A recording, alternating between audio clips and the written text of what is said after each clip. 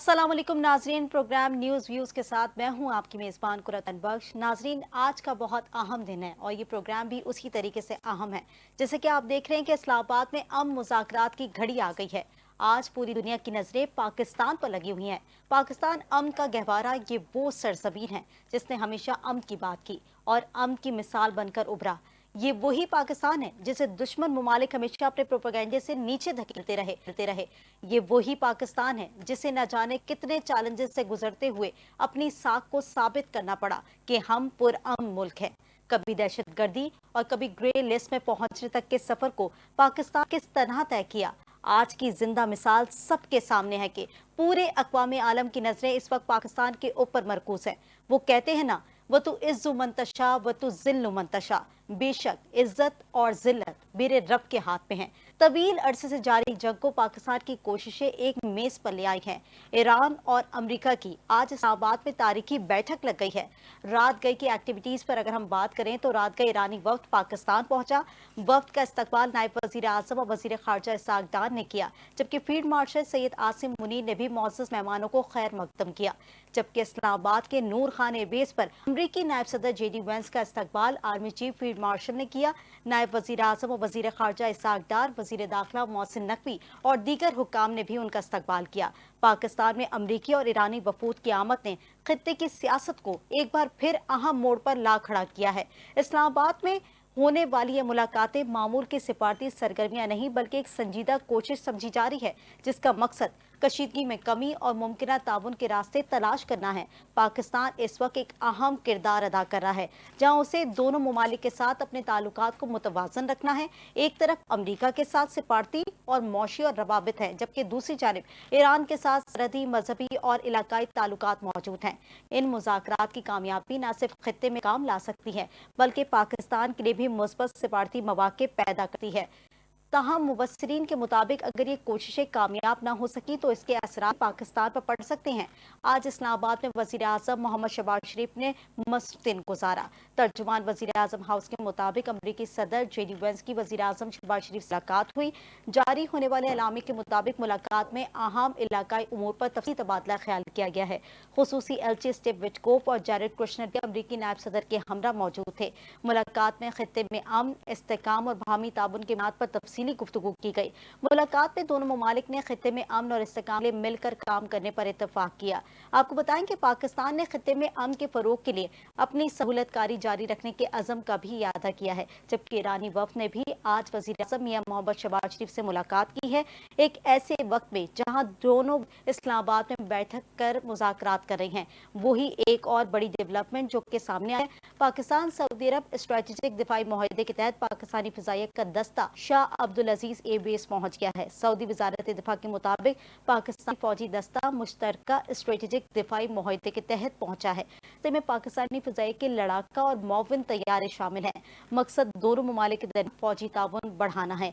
ये तमाम तर एक्टिविटी जो कि रात गए तक हमने देखी और तक ये तमाम तर एक्टिविटी जारी है। जो सबसे बड़ा मरहला है वो मुज़ाकरात का मरहला है, जो कि हम इस वक्त देख भी रहे हैं कि ईरानी डेलीगेशन भी पहुंच चुका है और अमरीकी डेलीगेशन भी पहुंच चुके हैं। अब देखना यह है कि मुज़ाकरात कहाँ होते हैं, किस तरह होते हैं और किस तरह होते हैं, क्योंकि सब जो अपनी अपनी शराइत लेकर आए हैं वो कितनी इंपॉर्टेंट है वो देखनी है। आज के जो गेस्ट हैं हमारे साथ मौजूद हैं प्रोफेसर कामरान खान, जिनका ताल्लुक पॉलिटिकल साइंस से जामिया कराची में, और दूसरे हमारे गेस्ट हैं फिरदौस शमीम नकवी साहब, जो कि डिप्टी जनरल सेक्रेटरी हैं PTI के, और डिफेंस एनालिस्ट हमारे साथ मौजूद हैं ब्रिगेडियर रिटायर्ड सैयद करार हुसैन साहब। आप तीनों मौजूद मेहमान को मैं खुशामदीद कहूँगी प्रोग्राम के अंदर।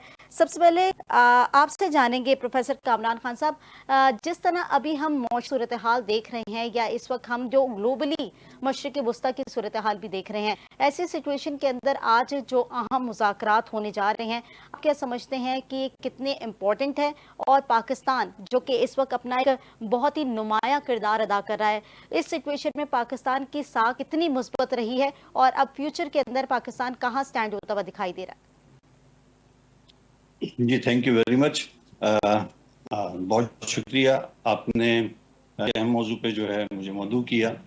जैसे कि आप जानते हैं कि जो मुज़ाकरात है ये इस लिहाज से बड़े अहम है कि पूरी दुनिया की जो नजरें जो हैं वो इस मुज़ाकरात पे लगी हुई हैं। और जब भी कोई फरीक जो है वो मीडिएटर का रोल प्ले करता है तो वो जो है वो सालसी का किरदार अदा कर सकता है कि जिस पे तमाम लोग जो है वो मुत्तफिक हो। तो मैं समझता हूँ कि पाकिस्तान की इस वक्त जो हैसियत है वो बड़ी इम्पोर्टेंट है, और ये दुनिया की जो ताकतें, अमेरिका अगर किसी चीज़ पे सालसी पे एग्री हुआ है और पाकिस्तान जो है वो इस बात की इजाज़त भी देता है कि जी वो जो है मीडिएटर का रोल प्ले करे, और ईरान भी इस बात पे मुत्तफिक है, तो ये पाकिस्तान की बहुत बड़ी अचीवमेंट है। हम्म। और मैं समझता हूँ कि इस्लामाबाद के अंदर जो मुज़ाकरात होने जा रहे हैं वो इस लिहाज से बड़े इंपॉर्टेंट है कि कल जो है पाकिस्तान ने अमेरिका को और ईरान को जो है मुज़ाकरात की एक टेबल पे लाके बैठा दिया है, और दोनों ये तस्लीम करते हैं कि पाकिस्तान जो है वो एक सालसी का किरदार अदा कर रहा है, और पाकिस्तान के लिए जो प्रोपेगेंडा होता था कि पाकिस्तान जो है वो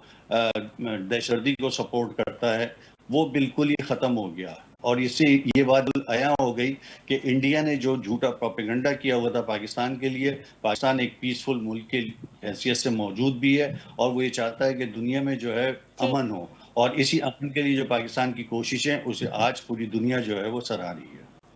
ठीक। जिस तरीके से इस वक्त सिचुएशन है, करार साहब मैं आपकी तरफ आऊंगी क्योंकि इस वक्त जो मौजूदा सूरत हाल है, मुज़ाकरात की मेज़ जो है वो सज चुकी है और अब ये देखना है कि ऊँट किस करवट बैठने को जा रहा है। अच्छा करार साहब, आप क्या समझते हैं कि कितने % चांसेस हैं इस वक्त मुज़ाकरात के जो है वो होने के? क्योंकि एक तरफ हम ये भी देख रहे हैं कि शायद डिले की तरफ भी जा सकता है, और एक तरफ हम ये देख रहे हैं कि हो सकता है कि दोनों तरफ से जो आके डेलीगेशन बैठी है वो कोई ना कोई हल तलब निकाल सके। औज़ुबिल्लाहिमिनश्शैतानिर्रजीम बिस्मिल्लाहिर्रहमानिर्रहीम। कुरतुल ऐन और एनटीएन आपका बहुत शुक्रिया। देखें, पहली ही सिटी में तो नहीं रख सकते कि जंगबंदी मुस्तकिल हो जाएगी, लेकिन अभी तक जो इंडिकेटर्स आए हैं उसके मुताबिक 90% से ज़्यादा चांसेस हैं कि इससे ज़्यादा खराब नहीं होंगे, फ्राम टुडे होंगे। जो जायज मुतालबे हैं उनमें से एक भी नाजायज मुतालबा नहीं है। जो किसी भी मुल्क का हक होता है 10 पॉइंट उनके मुताबिक हैं। इसी तरीके से अभी जो डोनाल्ड ट्रंप की तरफ से इंडिकेशंस आए हैं वो दो उनके मेजर किस्म के डिमांड्स हैं। एक यह कि ईरान न्यूक्लियर वेपन नहीं बनाएगा, कहा जी हम नहीं बर्दाश्त करेंगे कि अगर ईरान न्यूक्लियर वेपन बनाए, तो उसको तो ईरान ने इस जंग शुरू होने से पहले कह दिया था कि हमने न्यूक्लियर वेपन नहीं बनाने, हम तो न्यूक्लियर टेक्नोलॉजी को पुरअमन इस्तेमाल के लिए इस्तेमाल करना चाह रहे हैं। दूसरा उन्होंने कहा कि जी जो आपका आबनाए हॉर्मुज़ है या स्ट्रेट ऑफ हॉर्मुज़ है इसको खोल देना चाहिए। ईरान को उस पर भी कोई इतराज़ नहीं है। ईरान की अगर उसके ऊपर ऑब्जर्वेशन है तो वो यही है कि जी बैनुल अक़वामी कानून के मुताबिक जहाँ तक ईरानी समुंदर का इंसानी समुंदर है तो उसको अपने हकूक इस्तेमाल करने हैं। अगर कोई बाकी मुल्क इसी तरीके से कोई चुंगी, कोई अकट्राए, कोई टैक्स लगाते हैं तो ईरान को भी हक है। और अगर दुनिया का कोई भी मुल्क अपने समुद्री हदूद में लंगर अंदाज होने वाले बहरी जहाज़ों पे कोई टैक्स नहीं लगाता तो फिर उनका ये मुतालबा जायज़ होगा कि ईरान को भी नहीं लेना चाहिए। तो मेरे नज़दीक पॉजिटिव खबरें हैं। और इसके साथ साथ आपने देखा कि बज़ाहिर तो पाकिस्तान और ईरान और अमेरिका है, लेकिन इनके पीछे चाइना है, इनके पीछे रशिया है, इनके पीछे यूनाइटेड नेशन के वफद आ गए हैं, इनके पीछे तुर्की है। तो मुझे बहुत उम्मीद है कि इंशाल्लाह कामयाब होंगे। अगर इन मुज़ाकरात को नाकाम कोई करने वाला था तो वो यतन याहू था। उसने पूरी कोशिश की कि किसी तरीके से ये मुज़ाकरात शुरू ही ना हो, और इसी वजह से उसने बहुत ज़ालिमाना किस्म के हमले किए हैं लेबनान पे।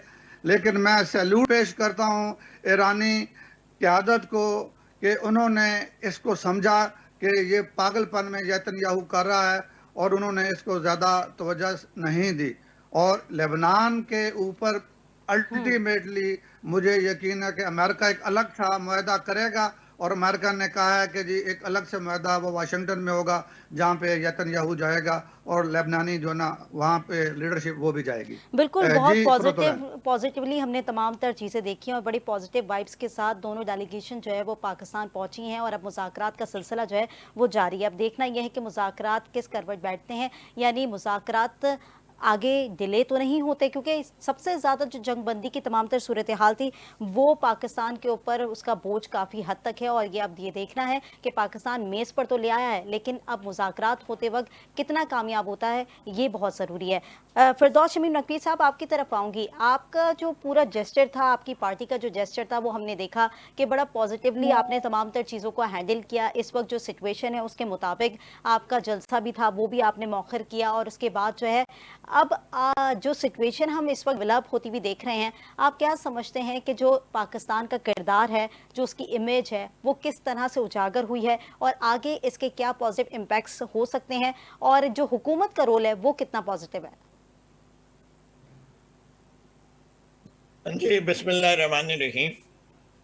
पाकिस्तान जो है इस पूरा जो किरदार अदा किया है उसमें Pakistan is nothing to lose but only to gain. कितना गेन करेगा वो रिजल्ट्स के ऊपर डिपेंडेंट है। जैसे कि पाकिस्तान ने जो किरदार अदा किया है और ये सालिसी का जो मौका मिल गया पाकिस्तान को, उससे सबसे बड़ा फायदा पाकिस्तान को ये हुआ कि सालिस होने की हैसियत से वो दो बरादर इस्लामी मुल्क के दरमियान एक मुल्क में अपनी फौज भेज के दूसरे से लड़ने के ऊपर जो चांस था वो उससे बच गया। और ये मेरे ख्याल से सबसे पॉजिटिव डेवलपमेंट हुई हमारे लिए, वरना सऊदी अरेबिया से डिफेंस पैक्ट था, ईरान के साथ अवाम खड़े थे। अगर ईरान और सऊदी अरेबिया लड़ लेते आपस में तो जो किरदार पाकिस्तान ने उस लड़ाई को रोकने में किया है वो सबसे आला और सबसे बेहतरीन रहा है और इसके लिए जो जो लोग इन्वॉल्व थे उन्हें खराज तहसीन देना चाहिए। बिल्कुल ऐसा इस ही है। भी इन मुज़ाकरात का सबसे मुश्किल जी। इन मुज़ाकरात की सबसे मुश्किल काम जो है वो ऐसे पीस अकॉर्ड साइन होना है जिसके अंदर डोनाल्ड ट्रंप साहब कह सकें कि मैंने देखे जो चाहा था वो हासिल कर लिया और ईरान को भी वो मिल जाए जो वो कह रहा है उसे चाहिए था वो मिल गया। ये अल्फाज के चुनाव, ये सफारतकारी, इसमें एक दूसरे को मनवाना, इसी के 100% एक दूसरे की बात नहीं मान सकते। ये बड़ी कॉम्प्लिकेटेड किस्म की डिप्लोमेसी होती है, बड़ा आर्टिकुलेट होना चाहिए। एक एक नुक्ते के मतलब कुछ और हो जाते हैं, कॉमा किधर लगेगा तो कुछ और हो जाता है, फुल स्टॉप कुछ लगेगा तो क्या होता है। बिल्कुल Very फिरदौस साहब, difficult piece of मुज़ाकरात work का मकसद ही यही to होता है draft. कि गिव एंड टेक होता है। जाहिर है कुछ वहाँ की मानी जाती है, कुछ यहाँ की सुनी जाती है, इसी तरीके से मराहिल चलते हैं। करार साहब नहीं, आपसे यहाँ से जी यहाँ देखिए मुज़ाकरात पे आए हैं ये तय करके कि मुज़ाकरात कामयाब होने, अब बेशक सिर्फ स्टेटमेंट की ड्राफ्टिंग है। मैं आपको दोबारा रिपीट कर रहा हूँ, it is matter of the choice of words so that both sides can claim victory. चलिए, बहुत बहुत शुक्रिया। ठीक है। अच्छा कामरान साहब, आपकी तरफ आऊंगी। इस वक्त जो मुज़ाकरात की मेज़ सजी हुई है और मुज़ाकरात पे दोनों डेलीगेशन जो है इस वक्त मौजूद हैं, पाकिस्तान जो है उसकी क़यादत कर रहा है। अब आप क्या समझते हैं, क्योंकि जो ज़राए से हमें खबरें आ रही हैं या जो पता चल रहा है कि वो मज़ीद हो सकता है कि एक दिन डिले हो जाए या हो सकता है कि मज़ीद भी डिले हों, लेकिन इस पे हम कुछ कह नहीं सकते। लेकिन अगर डिले होता है तो आप क्या समझते हैं कि क्या टाइम फ्रेम होता है इन मुज़ाकरात का बेसिकली, और अगर इतने पेचीदा गुफ्तगू है या पहले से, कुछ तो ज़राए कहते हैं कि पहले से तमाम तर चीज़ें तय हुई हैं और मुज़ाकरात जो है वो कामयाब ही होने हैं, ऐसे सिचुएशन के अंदर किस तरफ तमाम तर चीज़ें जाती हैं? देखिए कुरतुलैन, मुज़ाकरात जो है ऐसा नहीं होता कि एक ही राउंड के अंदर मुज़ाकरात हुए और वो कामयाब हो गए। मुज़ाकरात जो है उसके कई राउंड चलते हैं, ठीक है। लेकिन सबसे बड़ी कामयाबी ये है कि दो फरीक जो है एक टेबल पे आके बैठ गए। मैं समझता हूँ ये सबसे बड़ी कामयाबी है। अच्छा, मुज़ाकरात जो है उसके अंदर गिव एंड टेक की बुनियाद के ऊपर होते हैं, दोनों अपने अपने पॉइंट ऑफ व्यू बिल्कुल रखेंगे, दोनों जो है इस बात की कोशिश करेंगे कि जो भी इसका नतीजा निकले वो विन विन पोजीशन पे हो। यानी अमेरिका कहे कि मैं भी विन कर गया और ईरान कहे कि हम भी विन कर गए। तो इसलिए जो है मैं समझता हूं कि ऐसा नहीं है कि अगर ये कल मुज़ाकरात पे बैठेंगे तो पहले राउंड में ही कोई फाइनलाइज चीज़ हो जाएगी, ऐसा नहीं होगा। इसकी बहुत सारी चीज़ें पहले अमेरिका की सुनी जाएंगी, ईरान की सुनी जाएगी, फिर कुछ बीच का जो सालिस है उनकी कुछ ऐसा होगा गिव एंड टेक की बुनियाद के ऊपर कि ठीक है आप जो है ये बातें मान लें तो उसके बदले में आपको ये चीज़ें जो हैं वो मिल सकती हैं। तो मैं समझता हूं कि ज़रूरी नहीं है कि ये जो इस्लामाबाद अकॉर्ड हो रहा है इसी के अंदर फैसला हो जाए। ये भी होता है कि बाज़ दफ़ा फरीकैन जो है वो अपने लिए कुछ टाइम गेन करते हैं कि ठीक है जी हम अपनी गवर्नमेंट से डिस्कस करेंगे। अमेरिकन वाइस प्रेसिडेंट आए हैं तो वो पावरफुल हैं और एक वो गो हेड लेके ही आए ना, डोनाल्ड ट्रंप ने उनको गो हेड दिए तभी वो पाकिस्तान आए। तो मैं समझता हूँ कि हो सकता है कि ये जो मुज़ाकरात हैं ये 15 डेज पे जो पीस वो हुआ है ये मजीद बढ़ जाए और यही सबसे बड़ी कामयाबी होगी कि वॉर जो इतनी खतरनाक शक्ल इख्तियार कर रही थी वो टल भी गई है और लोग जो हैं अब ये चाहते भी हैं और दुनिया के बहुत सारे मुल्क भी ये चाहते हैं। सबकी नजर पाकिस्तान पे इसीलिए लगी हुई है कि ये जंग जो है ये खत्म हो जाए। और आप ये देखें कि इसमें किसी भी फरीक ने जो है वो हार्ड लाइन नहीं ली है। अमेरिका की तरफ से भी यही था कि जी मुज़ाकरात होने चाहिए, इसीलिए वो पाकिस्तान पे एतमाद कर रहा है। इसी तरह सऊदी अरब ने भी गो हेड दिया कि जी ठीक है आप पाकिस्तान जो है उस चीज़ को इनिशिएटिव ले। और ये ईरान की तरफ से भी आपने देखा कि ईरान ने कहा कि ठीक है जी हमें कोई एतराज़ नहीं, पाकिस्तान जो है सालसी का किरदार अदा करता है, हमारा ब्रदर मुल्क है, तो हम जो है उस पर बिल्कुल। एतमाद का इजहार करते हैं। मैं अच्छा, समझता हूँ कि कई राउंड पे अभी चल। ठीक है कामरान साहब, लेकिन आपने एक बात की है कि विन विन पोजीशन, यहाँ दोनों मुल्क हैं, ईरान भी है अमेरिका भी है। ऐसी सिचुएशन में क्या कभी दोनों तरफ से ऐसा होता है कि दोनों के नुक्ते जो हैं या दोनों के जो पॉइंट्स हैं वो विनिंग पोजीशन पे आ सके? क्योंकि जाहिर है उनकी भी एक पॉलिटिक्स है, उनकी भी एक सियासत है, उनकी भी वहाँ पर एक आवाम है, वो उनसे एक्सपेक्टेशंस रखती है। और ऐसी सिचुएशन जहाँ अब अमेरिका के भी पॉइंट्स हैं, अमेरिका के भी मुतालिबात हैं, ईरान के भी मुतालिबात हैं। अब ईरान को जब अमेरिका कह रहा है कि यूरेनियम अफजुदगी का खात्मा कर दें, एटमी तवानाई जितनी है उसको छोड़ दिया जाए, एटमी चीज़ों को ख़त्म कर दिया जाए, हथियारों को ख़त्म कर दिया जाए, और ईरान पहले भी कह चुका है कि हम मुकम्मल तौर पर इसको ख़त्म नहीं करेंगे, क्या बीच का रास्ता निकल सकेगा? क्या दोनों जो वफूद हैं जो आज आए हैं मुज़ाकरात के लिए वो इन चीज़ों को हैंडल करने में कामयाब हो सकेंगे, या पाकिस्तान जो कि एक बहुत बड़ा रोल अदा कर रहा है वो इन दोनों वफूद को एक पेज पर ला सकेगा? देखिए मैंने अभी अर्ज किया ना कि ये जो बहुत ज्यादा एक्सपेक्टेशन रखना तो सही नहीं होगा कि कल ही कोई फैसला हो जाए। लेकिन ये जो मैं विन विन पोजीशन की बात कर रहा हूँ मैं इसलिए कह रहा हूँ कि जी अगर अमेरिका ये ईरान से ये बात मनवा लेता है कि वो अब न्यूक्लियर एक्सपेरिमेंट नहीं करेगा तो ये अमेरिका की अचीवमेंट है, राइट। और अगर ईरान जो है वो अपनी जो इक्तिसादी पाबंदियां ईरान पे लगी हुई हैं अगर वो उसको ख़त्म करवाने में कामयाब हो जाता है तो ये फिर ईरान की विन पोजीशन है। तो इसलिए जो है, और जैसे कि शमीम साहब ने अभी कहा था कि जब कोई भी मुज़ाकरात होते हैं तो उसके अंदर जो है अल्फाज बड़े जो है इम्पोर्टेंट होते हैं और उसमें जो है अल्फाज का चुनाव ऐसा रखा जाता है कि दोनों फरीक जो हैं उनको तासुर मिल सके कि जी आपकी बात को भी मान लिया गया है और दूसरे फरीक की बात को भी मान लिया गया है। तो इसलिए मैं समझता हूँ कि मुज़ाकरात जो हैं वो कामयाबी की तरफ जरूर जाएंगे। ऐसा नहीं है कि हम ये कहते मुकम्मल तौर पर नाकाम हो जाए, लेकिन ये जरूर होगा कि इससे दोनों फरीकैन को जो है वो फायदा जरूर पहुंचेगा। ठीक है, साथ ही रहिएगा कामरान साहब। करार साहब आपकी तरफ आऊंगी और यही सवाल आपसे भी करूंगी कि जिस तरीके से अभी हम सूरत हाल वाज़ेह तौर पर देख रहे हैं, जाहिर है अमेरिका भी आया है अपनी डेलीगेशन के साथ, ईरान भी अपनी डेलीगेशन के साथ पाकिस्तान पहुंच चुका है। अब वो अपने पॉइंट्स लेकर आए हैं, अपने मुतालबात लेकर आए हैं जो कि दोनों के दरमियान बैठ कर बात होनी है। अब एक राउंड टेबल कॉन्फ्रेंस जो कि राउंड टेबल एक बैठक जो कि लग चुकी है वो हम देख रहे हैं कि पाकिस्तान उसको लीड कर रहा है। अब क्या समझते हैं कि दोनों के जो मुतालबात हैं वो किसी न किसी नतीजे पे पहुंचेंगे, या मजीद राउंड्स की तवक्को है कि मजीद को जो है वो इसको डिले होते हुए भी हम देख सकते हैं, या फिर ये दोनों जो मुतालबात लेकर आए हैं उसको पाकिस्तान किस हद तक एक पेज पर लाने के लिए कोशिश कर सकता है या मनवा सकता है और इस मुज़ाकरात को कामयाब करा सकता है? जहाँ तक बात है मुतालबात की, मुतालबात तो अपने अपने पहले से शेयर कर दिए गए थे। अमेरिका ने भी शेयर कर दिए थे कि ये हमारे मुतालबात हैं और ईरान ने भी कर दिए थे। तो उनके ऊपर कुछ रजामंदी थी दोनों पार्टीज की, तो इसी वजह से वो इस्लामाबाद में इकट्ठे हुए हैं। इनमें अभी इसका तरीकाकार मुज़ाकरात का क्या होगा। अगर ज़्यादा दोनों के दरमियान फासले हों तो आम तौर पर अलग अलग कमरों में बैठे, अमेरिका अलग कमरे में बैठे होंगे, ईरानी अलग कमरों में बैठे होंगे शुरू में, और दरमियान में पाकिस्तानी या और जो हमारे लेट्स से कोई रशियन मंदूब, यूनाइटेड नेशन का, चाइनीज़ का, वो बैठे होंगे।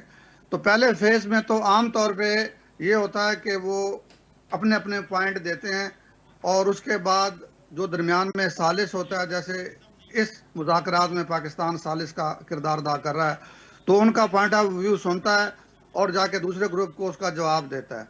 लेकिन जब कुछ पॉइंटों में आगे इन पे इत्तफाक राय हो जाता है और मेजर पॉइंटों में हो जाता है, फिर वो आमने सामने बैठ जाते हैं।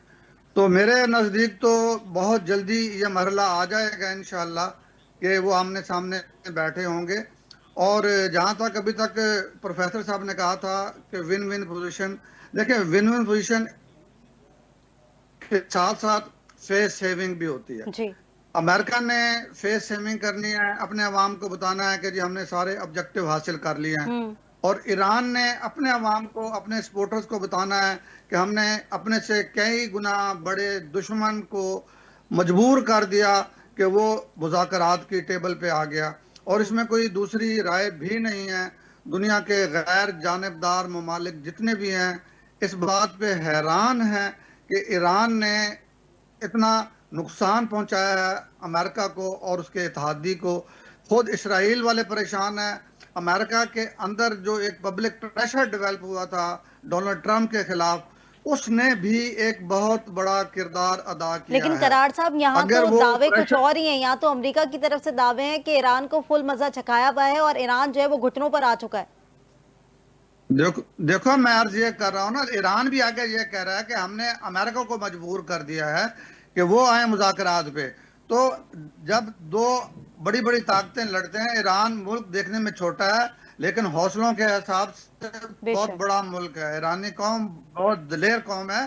तो इन्होंने भी जो दावा किया है इसमें कोई दूसरी राय नहीं है कि अमेरिकन को उनके इत्तेहादी को घुटनों पे आने पे मजबूर कर दिया है। और अमेरिका के भी जो दावे हैं वो गलत नहीं है। उन्होंने इनकी टॉप के लीडरशिप को शहीद किया है। इनके बहुत से जो है ना दिफाई जो मकामात थे वहां पे नुकसान पहुंचाया है। तो अपने तौर पे दोनों के दावे भी सच्चे हैं, इसमें कोई दूसरी राय नहीं है कि दोनों ने दलेरों की तरह जो है ना वो जंग किया है। अग्रेशन अमेरिका की तरफ से आई है और दिफा शानदार तरीके से ईरानियों ने किया है। तो अपने अपने तौर पे अपने अपने अवाम में दोनों कह सकते हैं हम कामयाब हुए।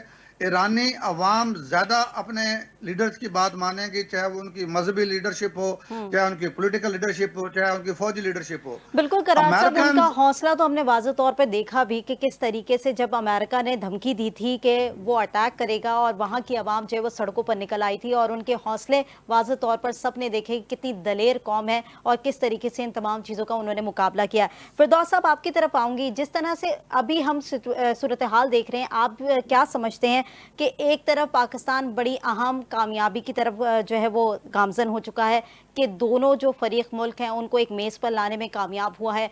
अब भारत की बात करें या इजराइल की बात करें, भारत के जलन के शोले तो हम अभी भी देख रहे हैं कि धुएं में उठते हुए दिखाई दे रहे हैं। जिस तरह से उनकी मीडिया कवरेज कर रही है, जिस तरीके से फेक न्यूज़ और प्रोपेगेंडा उनका हमारे सामने आ रहा है, या इजराइल की बात करें, वो भी इसी तरीके से कोई ना कोई शरारत करने का हमेशा से जो है पाबंद रहता है। चाहे मुज़ाकरात हो रहे हों, चाहे कोई बात जंगबंदी की हो रही हो, इसी तरीके से इजराइल को हमने एक्टिविटी के अंदर देखा है। अगर इस तरह की कोई सिचुएशन आती है, आप क्या समझते हैं कि हुकूमत जो कि इस तमाम तर मामलात को इस वक्त टैकल कर रही है, पीटीआई एक अपनी जमात है जो कि तमाम तर चीज़ों को पाकिस्तान के लिए खड़ी है, पाकिस्तान के तमाम तर चीज़ों के लिए हमेशा से कहती है कि हम पाकिस्तान के साथ हैं, ऐसी सिचुएशन में आप क्या समझते हैं कि आप किस तरीके से इस चीज़ को हुकूमत के साथ टैकल कर सकते हैं? ये मैं अगर इस वक्त हुकूमत में होता तो मैं तो इंडिया और इसराइल को इग्नोर कर देता, इससे कि उनको जवाब तो सारी दुनिया देगी, इससे कि उन्हीं ने ऐसा स्टैंड लिया विच इज नॉट टेनेबल। उस स्टैंड की वजह से उनकी सिर्फ जिल्लत हो रही है। अगर उसके बजाय वो सराह रहे होते कि ये बड़ी अच्छी बात है, इस खित्ते में अमन आ रहा है, अमन आने की वजह से माशी तरक्की होगी, जिन मसाइल का पाकिस्तान दो चार हुआ है उससे पूरे खिता पूरी दुनिया मुतासिर हुई है। जैसे कि आज ही मैं इकोनॉमिस्ट को पढ़ रहा था, एक लीडिंग इकोनॉमिस्ट को, वो कह रहे थे the loss to the world is $31 trillion, the cost of the war is $3.1 trillion. तो अब आप सोचिए इतनी भारी कीमत इस जंग की सारी दुनिया अदा कर रही है महंगाई की सूरत में, डिसरप्शन ऑफ इकोनॉमी में, ट्रेड वॉर्स की वजह से। ये एग्रीमेंट होना कोई इतना मुश्किल नहीं है। न्यूक्लियर के लिए ईरान न्यूक्लियर बम बना रहा है, ये इनका मकसद था, जबकि ईरान ने वादे तौर पे कह दिया उसका कभी भी इरादा नहीं था। ठीक। न्यूक्लियर बम बनने के लिए 90% एनरिचमेंट चाहिए होती है यूरेनियम की। इनका रिकॉर्ड हो गया था ओमान में 6% पे।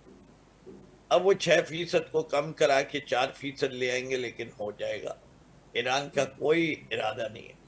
दूसरा, वो कहते हैं मिसाइल के रेंजेस, ईरान जो है वो ज्यादा से ज्यादा जो है कंसर्न है सिक्योरिटी, वो मिसाइल लेके जाएगा यूरोप तक, और 3000 इंटरकॉन्टिनेंटल मिसाइल में वो इंटरेस्टेड नहीं है। तो उस पर भी बात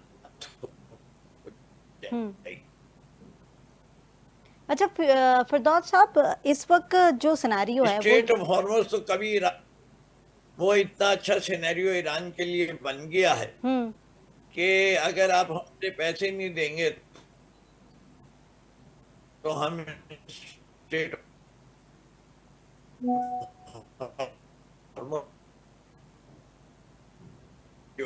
ड्यूटी लेंगे से कि ये अगर इजिप्ट लेता है तो इसी तरीके करेगा वो, इसी तरह यमन और सोमालिया भी शेयर करेंगे। दोनों जो रास्ते हैं उसके ऊपर जो है वहां से रेवेन्यू ईरान पर।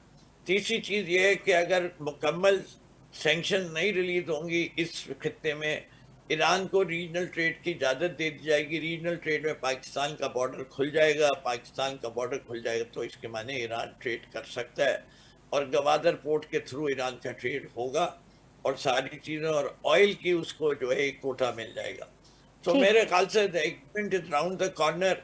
उसकी सिर्फ फाइनल डिटेल्स तय करनी है। मैं जैसे आपसे कह रहा हूँ कि ये सारी जो है पाकिस्तान का जो सबसे बड़ा कमाल है कि फील्ड मार्शल साहब ने जो अपने ताल्लुकात ट्रंप के साथ रखे, वो उन्हें समझाने में कामयाब हो गए कि मैं आपकी प्रेसिडेंसी बचा दूंगा, वरना यू आर फिरदौस साहब इसी बात को कंटिन्यू करेंगे। फील्ड मार्शल साहब की जो इस वक्त पूरी कोशिशें हैं, जो काविशें हैं, वो पूरी दुनिया में सराही जा रही हैं, और ऐसे में हम देख रहे हैं कि ओवरऑल जो उनकी तमाम तर जो उनकी कोशिशें थी वो रंग लेकर आई हैं, और पाकिस्तान का वक़ार जो है, पाकिस्तान की जो इमेज है वो बहुत पॉजिटिवली पूरे अक़वाम आलम में फैलती हुई हमें दिखाई दे रही है। आप कैसे देख रहे हैं इस इमेज को, उनकी कोशिश को, उनकी काविशों को, जो कि वो करते हुए दोनों ममालिक को इस मुज़ाकरात की मेज़ पर ले आए हैं? देखिए, ये अच्छे मौके हैं और हमारे लिए एक हाई मोमेंट है, लेकिन मैं कुछ हकीकत पसंदाना बातें भी करना चाहता हूँ। ये बिल्कुल सही है कि इस वक्त पाकिस्तान को बहुत शोहरत मिल रही है, उरूज पर है, अक़वाम आलम सराह रहे हैं हमें, लेकिन ये फ्लैश इन द पैन है। जिस मुल्क के अंदर गुर्बत की सतह से नीचे 40% अवाम हो, जिधर लिटरेसी का जो मेयार है वो हो, जिसके बलूचिस्तान का मसला पिछले 50 साल से ज़्यादा चल रहा हो, जिसके अंदर KPK के मसले और हालात तेजी से ख़राब हो रहे हो, जिधर इकोनॉमिक ग्रोथ इज बिलो 3%, जिधर मकरूज अवाम एक एक शख्स जो इस मुल्क की सबसे बड़ी, हम 5वीं सबसे बड़ी आबादी होते जा रहे हैं, और हम में से हर शख्स 3.25 लाख रुपए जो है वो मकरूज है आज की तारीख।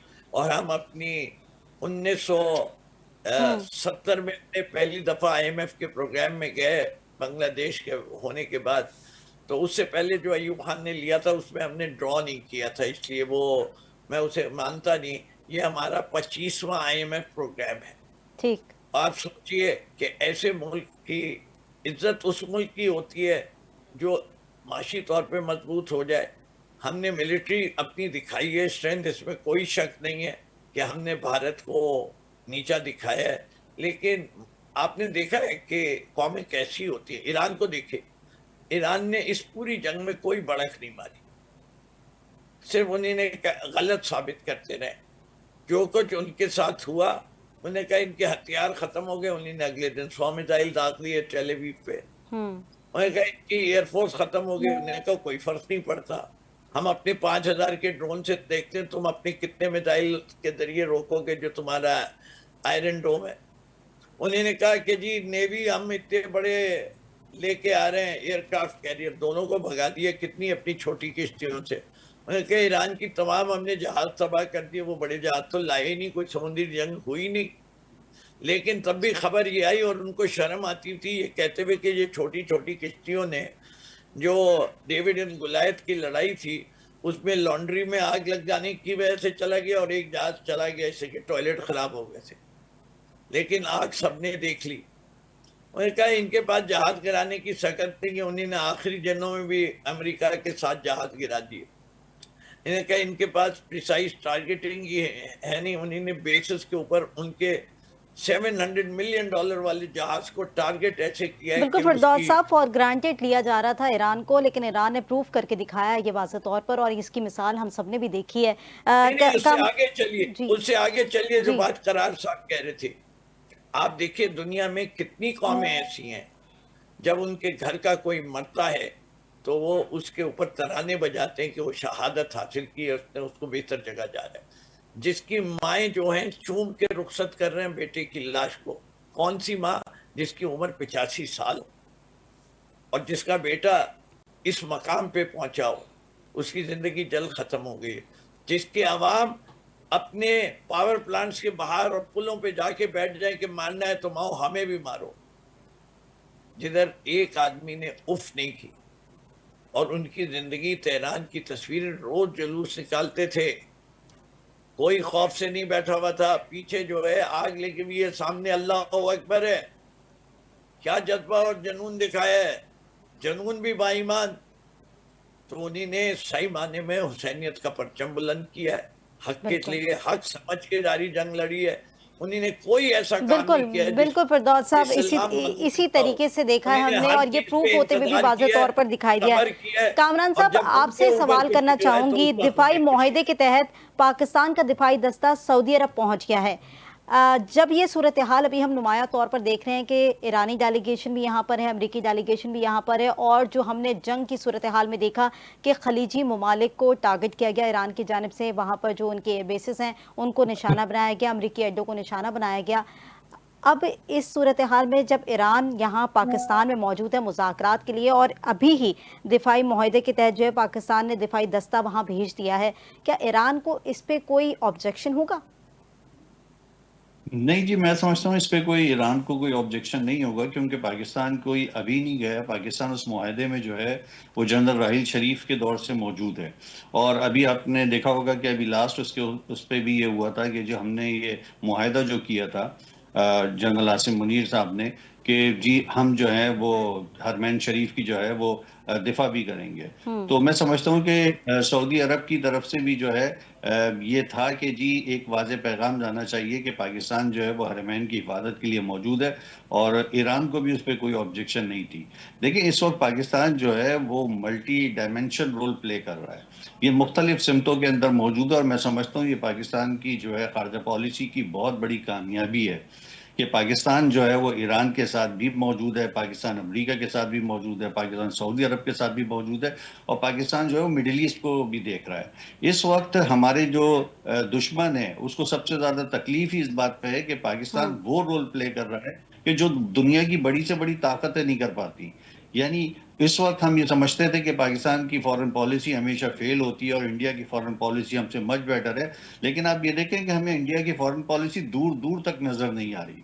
और यही इंडिया की नाकामी है सबसे बड़ी, कि इंडिया जो है वो एक कॉर्नर पे मौजूद है और पाकिस्तान जो है फ्रंट पे मौजूद है, एक बड़ा लीडिंग रोल प्ले कर रहा है, पूरी दुनिया उसके इक़दामात को अप्रिशिएट कर रही है। तो यही जो है मैं समझता हूँ कि जो इंडिपेंडेंट बिल्कुल मुल्क ऐसा ही होते है, हैं उनकी पाकिस्तान बड़ा लीडिंग रोल प्ले कर रहा है और उसके जो वाज़े तौर पर हम मिसालें देख भी रहे हैं, वो उसकी इमेज के तौर पर सामने भी आ रही हैं। अच्छा करार साहब, भाई आपसे आपने दो आपसे भी इश्तिहारी इसी रद्दियां कर दी। इसी पॉइंट पे कमरान बात भाई दो करूंगी, गलती आपका कर पॉइंट दी, ऑफ व्यू भी फील्ड यही मार्शल जानना को चाहूंगी। जनरल कह दिया आपने, ये आपके ऊपर कहीं सजा फिरदौस वजा साहब, ना मैं हो आपकी जाए। तरफ भी आऊंगी। इस वक्त करार साहब, आपसे ये पॉइंट लेना चाहूंगी, ये जो दिफाई दस्ता सऊदी अरब भेजा गया है, क्या ईरान को इस पर कोई इख्तलाफ हो सकता है, कोई नाराजगी जाहिर कर सकता है ईरान? नहीं कुरतुल ऐन, सबसे जो अच्छी बात हुई है वो ये हुई है कि कल ईरान के वजीर खारजा ने सऊदी अरब के वजीर खारजा को कॉल की थी और का मतलब यही था कि भाई हमारा आपके साथ कोई झगड़ा नहीं है, हम आपका आपके मुल्क का एहतराम करते हैं। हमने जो निशाना बनाया है वो अमेरिकन बेसिस को बनाया है या अमेरिका की उन कंपनी को बनाया है जो ईरान के खिलाफ फंड इकट्ठा करने में, बटोरने में या इसराइल को मदद देने में अपना रोल प्ले करती रही हैं। और सऊदी अरब ने इसको बाय किया है, इस कॉल को, ऐसा नहीं उन्होंने उनकी किसी बात को निगेट नहीं किया।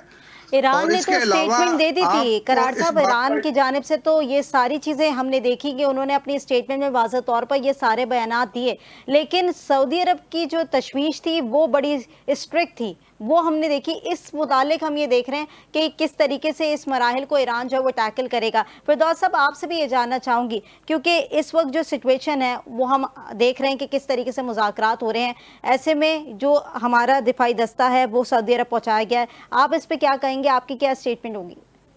जी इसमें तो बड़ा ऑब्वियस है। देखिए पाकिस्तान ने अपने जो भी रोल प्ले किया है, they are going to be the regional peace keeper, और वो अपने हर रीजन में अपने फौजियों को भेजेंगे और अमेरिका का रिप्लेसमेंट वो होंगे। अमेरिका चला जाएगा पीछे और पाकिस्तान विल इंश्योर कि ये अरब ममालिक एक दूसरे से ना लड़े। मैं सिर्फ बात ईरान और सऊदी अरेबिया की नहीं कर रहा, इसमें आगे चल के रोल ब्रॉडन होगा। यमन वाला मसला और सऊदी ठीक। अरेबिया, यमन और अबू धाबी भी शामिल होगा, और उसके साथ साथ एक सबसे बड़ा और मसला आएगा।